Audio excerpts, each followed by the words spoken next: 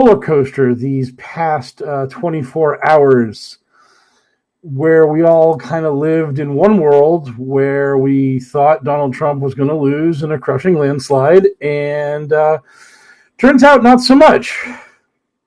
And for most of the night last night, it looked like Trump was going to win this thing, and it was a done deal. And then Arizona got called for Biden, and now we wake up and all the signs point to the fact that Biden is going to win Michigan, Wisconsin, Pennsylvania. There's protesting and banging of shoes on tables about Arizona and Nevada. The Biden campaign is still looking at Georgia as a possible win. And it's a mess. It's a mess, but I have to say that it's a mess that's in a better place than it was, I don't know, last night, 12 hours ago.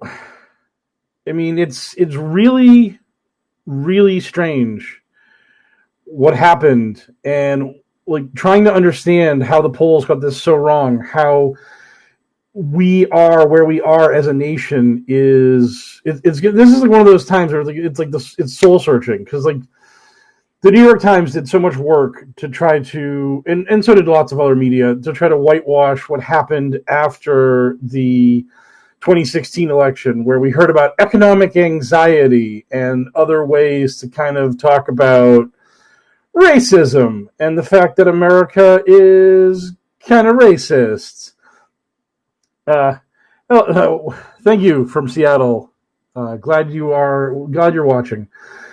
But yeah, it's really jarring that like this is where we are, and this is what's happened. That the polls were so wrong. Is there such a thing as a shy Trump voter?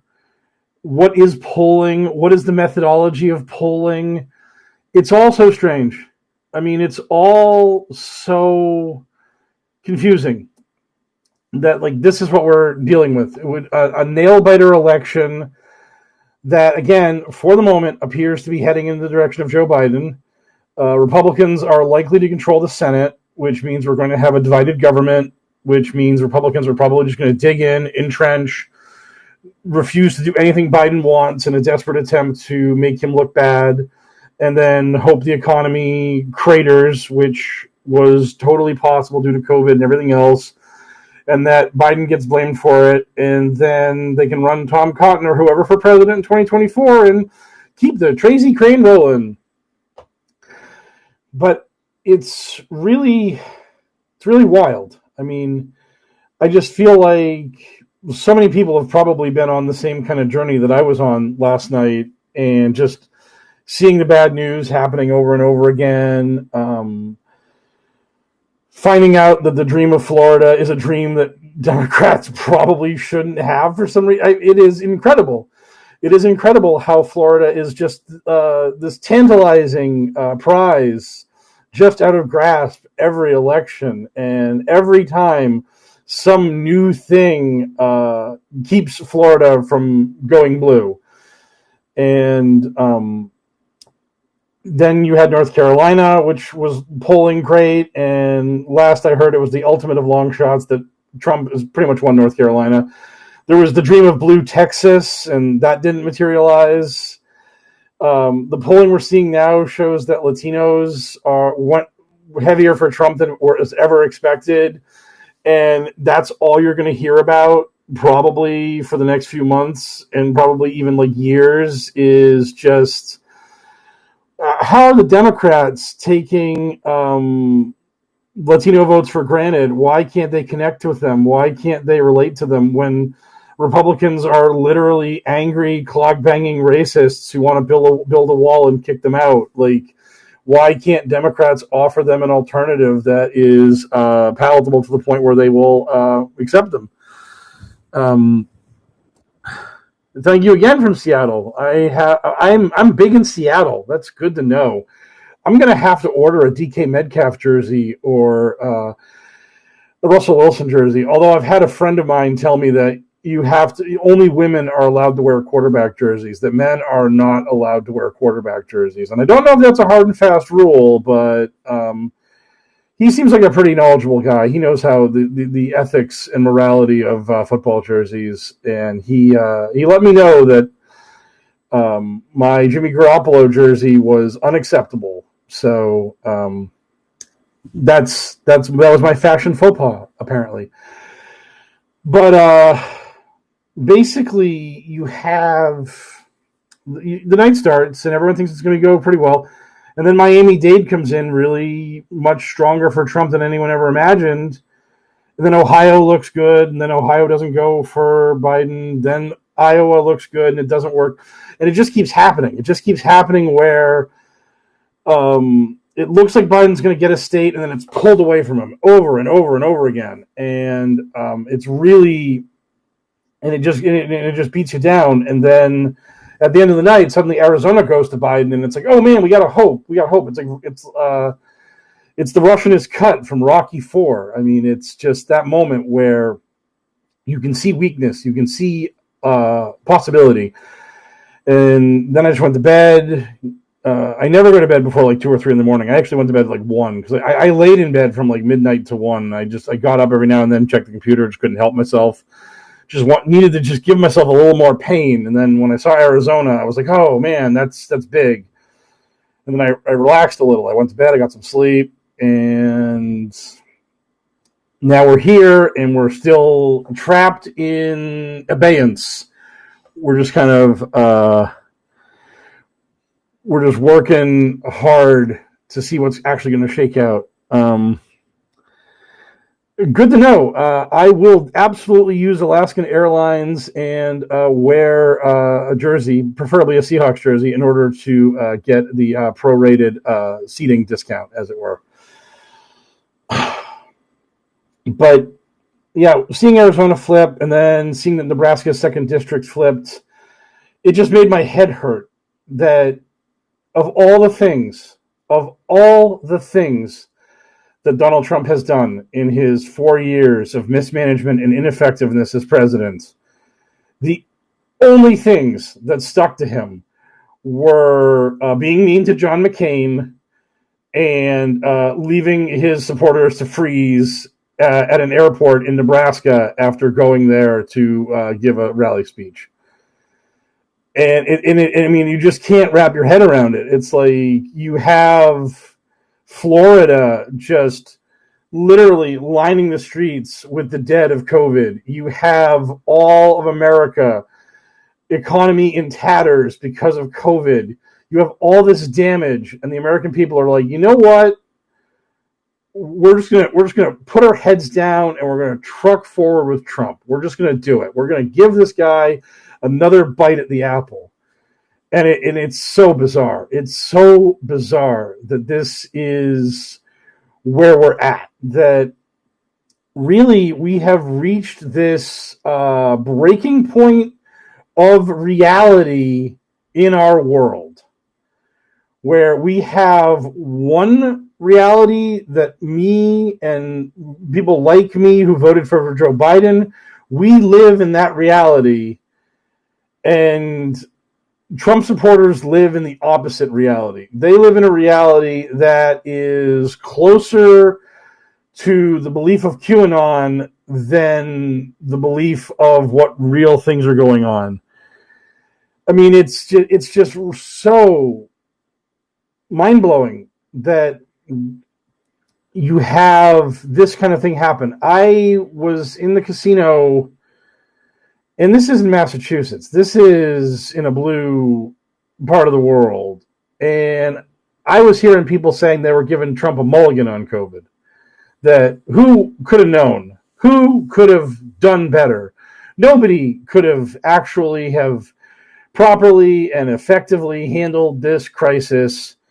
So we give Trump a pass. They ignore the fact that nations like South Korea and New Zealand and other spots around the world have done great jobs with COVID and have stopped or at least mitigated the spread of this disease.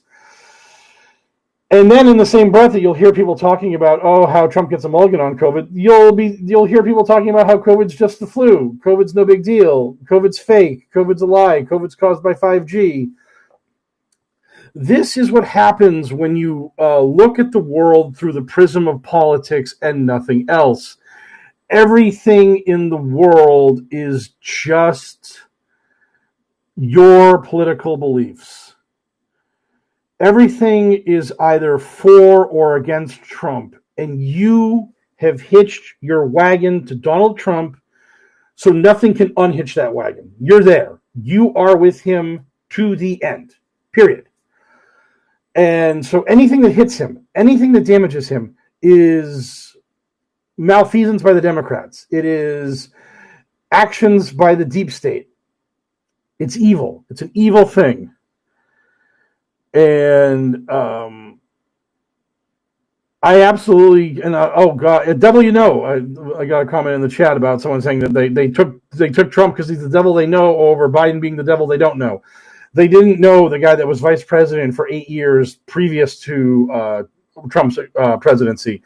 They didn't know Joe's long history of civil service and duty to the country. Joe, yeah, exactly. It's exactly that. This is exactly the world we're living in. It's so bizarre that people are just finding an excuse. They're finding a way to get to yes on Trump. That's what this is all about. It's just finding a way to justify the fact that you're going to vote for Donald Trump. And nothing else really matters. Nothing else matters at all. It's just, I want to vote for Trump, so I'm going to vote for Trump. I just have to find an excuse or a justification for doing so. And be it that you don't want to change horses in midstream, be it that Biden's going to raise your taxes, just something. Some small fig leaf of an excuse to justify why you're going to vote for the crazy racist nut job again. And that's the thing. I mean, America is going to need to have like a kind of like a deep clean. I mean, you're going to have to just sort of figure out why we are where we're at, what we can do to, is there a way to reach across the aisle to these people? Is there a way to actually bring us back to consensus reality, which is something that I don't know exists anymore? How do we get to that point? How do we make people understand what's going on in the world? Or do we just continue to watch people vote for basically liars that make them feel good? Because I hear people say all the time, why are they voting against their own best interests? Why are they wrong? Why are they voting wrong? And the thing is that when I got in my day job, in my day-to-day life, I'm in Trump world. I live around those people. They surround me. I'm enveloped by them. They look at us and say the same things. They look at us and they're just like, how can these people vote the way they're voting? They're voting to destroy America. They're voting to turn us into a failed socialist state. They're voting to ruin our country.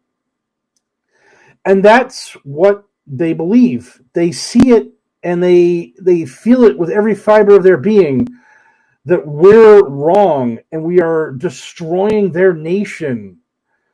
And so they're not voting against their own best interests. They are voting in their best interests. They're just misguided about those interests because it's not true that we're going to destroy the country. It's not true that we're going to do like just terrible things to America via the Biden presidency. It's hilarious. And you have to laugh in order to not cry about it because it's just so frustrating that at this point in time in America, that's where we are. That we just can't agree on basic principles. We can't agree on anything. And we are so caught up in this see everything through a political prism worldview, see everything as a reflection of ourselves and what we believe in, that we can't have a rational conversation about a contagious, deadly virus. That's where we're at. That me and a Trump supporter can't talk about COVID and be talking about the same thing. And it looks like, for all intents and purposes, according to the Electoral College, we are barely going to edge them out and win this thing. The popular vote will probably be another landslide for the Democrat, but I mean, the popular vote and 50 cents will buy you a cup of coffee in the morning, so who cares about that? Thanks, Jemmy Madison, you stupid man, and your terrible Electoral College for destroying our great nation. And I just don't know how else to wrap my head around it. I mean, I still got my guard up. I'm still nervous. I'm still worried, but I'm now the nervous, worried of a person who is way ahead in the hand of Texas Hold'em, and I'm just waiting for the last card to roll off so I win the pot and I can keep on keeping on playing in the tournament, as it were. It's like I'm in the World Series and I'm close to the final table, and like this as long as that card comes down clean, I'm one step closer to the big money. I'm not the way I was last night, where instead of that, I was the guy that needed to hit a miracle card on the river, or I was going home and it was all said and done. And I was not nervous. I was despondent and accepting my fate of being defeated and having everything taken away from me, as it were.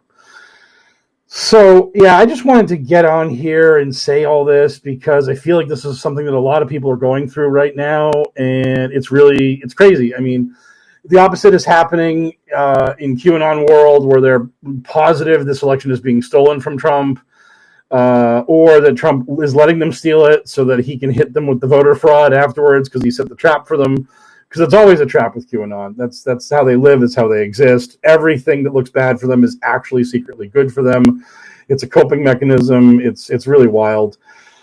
But yeah, let's just I don't know, try not to hold our breath for 2-3 more days, and hopefully this thing will work out the way we hope it will. And at the very least, we will have a not Trump president. And then we can look at the Senate, and we can look at what we'll need to do beyond that, and we can look to try to bring America back to reality and all that fun. So yeah, it's going to be a bumpy ride for this week, and then it'll be a bumpy ride to January 20th, and then it'll be a bumpy ride until the midterms and the 24th, and then the 2024 presidential election. That's the fun of all this. It never ends. The terror never goes away. As long as you care about this and as long as you engage in this, you realize that the fight is eternal, and it only ends when you give up or you die, and that's it. I mean, so I don't know if that's inspiring or terrifying or whatnot, but it's what it is. It is what it is, as famously our president and also Bill Belichick would like to say. So yeah, strap in, get ready for the ride. Hopefully Yellowstone doesn't explode. I'm going to do a podcast later today. I hope you all listen to that. Adventures in Hell World, and on Apple and all the other good stuff. That's my plug. Poker Politics on Twitter. Catch you all later. Have a good one.